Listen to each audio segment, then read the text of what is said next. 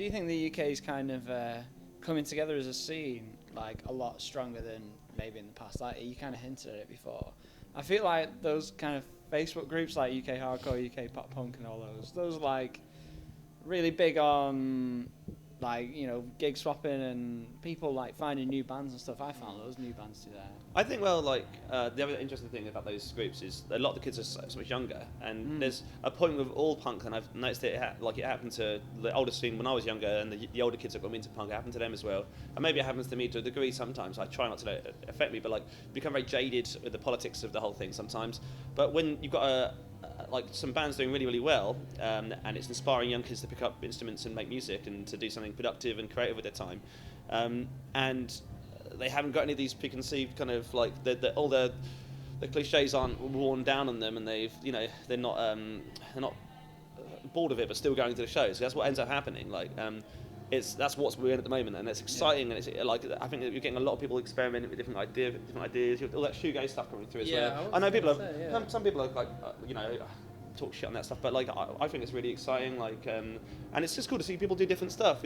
Think about 5 years ago, everyone was either in like a metal band or like like everyone was either like a deathcore band or like a Blink-182 band. Like there was no kind of divide. Like it was one or the other. Like, and now I feel like there's a lot more going on. Even hardcore stuff existed in the shadows, didn't it? I suppose. But like certain bands have kind of pulled those to the forefront, and it's inspired kids to start making different stuff. And you got these kind of hybrids. Then Basement came along and just like. Yeah, no, stop doing this seem shit. To be like at the moment, the one thing that's pulling the scene together is people seem to be more open-minded to crossing genres. Yeah. At shows like within writing music and just generally, there's none of this like, oh, I'm a hardcore kid, I'm not going to go to a pop punk show. Do you know what I mean? Yeah. But yeah, that's really helpful. It's cool. Like I think artistically as well. Like it's we're a good place because people are excited about doing things with their art, their album art, and because they've had bands that come through now that have got bigger, that have been quite open about the visual side of what they do with their artwork and all that stuff. And so you get people being artistic all throughout the record, not just having this music. They focus all around on a whole package, and loads of bands do that now. Like I there's that band Crooks. I think they're really great. I don't know those guys, but I think their band are really good, and I love all their merch and the way they have this Tumblr page with all these photos from tour, and all the photos are really, really good. I don't know if I've shown you, but they're really. And when I see that band, I think that's really cool because I can. Especially I don't have any personal ties to them. I've never met the guys, but I think what they do is really cool. It's immersive. It's like a real life movie. Isn't it? Yeah. It's like it's kind of like a little bit more an indie flick. Yeah, it's like a cool indie flick with like a hardcore band. It's funny you should bring that up about visual imagery and stuff, because your visual imagery and your kind of like online presence as well, like you were saying about their website, is quite strong. Like it's very uniform across. Your site's really cool as well. It's like a Tumblr page, isn't it? Yeah, but it's like a Tumblr page, .com. Yeah, it's cool. I only know that because when you go in it on mobile, it says like, I tried to get rid of that. I couldn't. Yeah, we spent a long time thinking about that shit. Like, it's really important to us. So what we're making is a one piece. It's not like it's a bunch of stuff we've slapped together. And I don't get me wrong. Like, I love a bunch of. I grew up in loads of hardcore bands that are really straight up and no frills. But I think we both consciously were like, there's been so much no frills for such a long time that we were really keen on putting all the fucking bells and whistles back on. In a sense, and it was exciting to us to experiment with different ideas, and so many different avenues you can do. Like every now and again, you come up with an idea, and you're like, well, like if we were doing a regular band, that'd be ridiculous. Yeah. But like for our band, it's okay. Like no one's really going to bat an eyelid about us doing it. So it makes it more interesting as well. You're suddenly not just writing songs. You're suddenly writing a whole thing, like another world. Can you see why bands get lost in concept albums? Yeah, we did that already.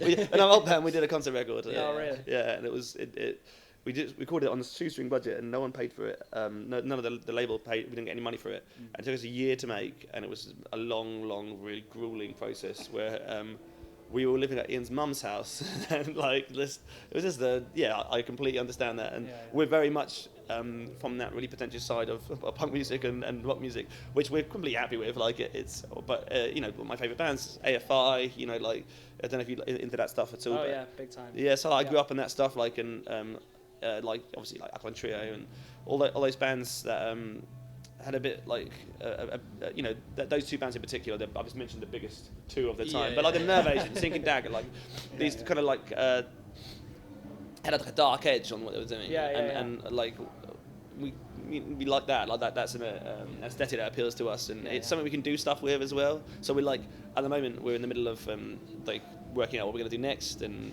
it takes us so long to do it. We just bounce ideas around for ages, and we have different people we go to for art. And we have to kind of wean out the people we like to use, and so it takes us a long time to do it all, you know. Like it's so, but we give a fuck about it. Like before we did this band, we did a record first because we wanted to get the songs together. We got the artwork ready first. We got everything ready first because we knew what we were going to make, and we've done so many gigs, man. Like we played so many gigs. We probably played, I don't know how many times we've been in Manchester, but like we played this country so many times, and Europe as well. We worked real hard, especially for like 2 years. We were like almost non-stop on tour. So we weren't in any real rush to jump back into playing shows straight away.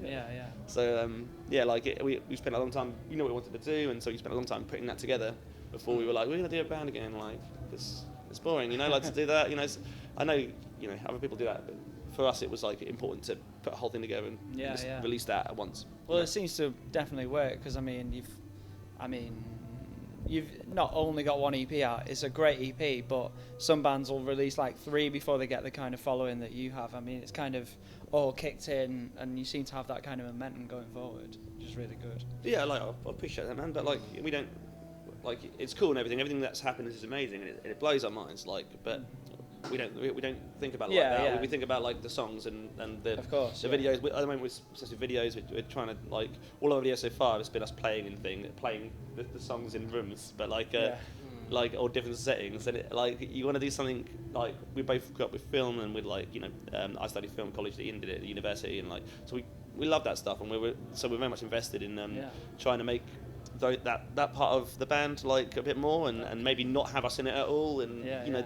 Do something exciting with that. So do something narrative. Yeah, exactly. So we I do music videos as well. Oh, do you? Okay, that's cool. I'm not pitching. I just.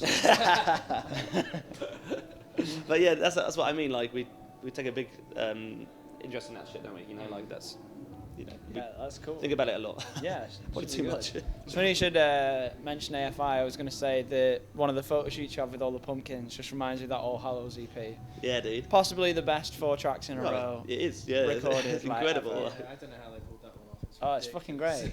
I mean, a lot of my friends loved Misfits when we were younger, and I love AFI, and they were like, "Shit, this Halloween cover, shit, they've ruined it." I'm like, nah, that's fucking great. That Full of Children as well. It's Total Immortals on that as well, isn't it?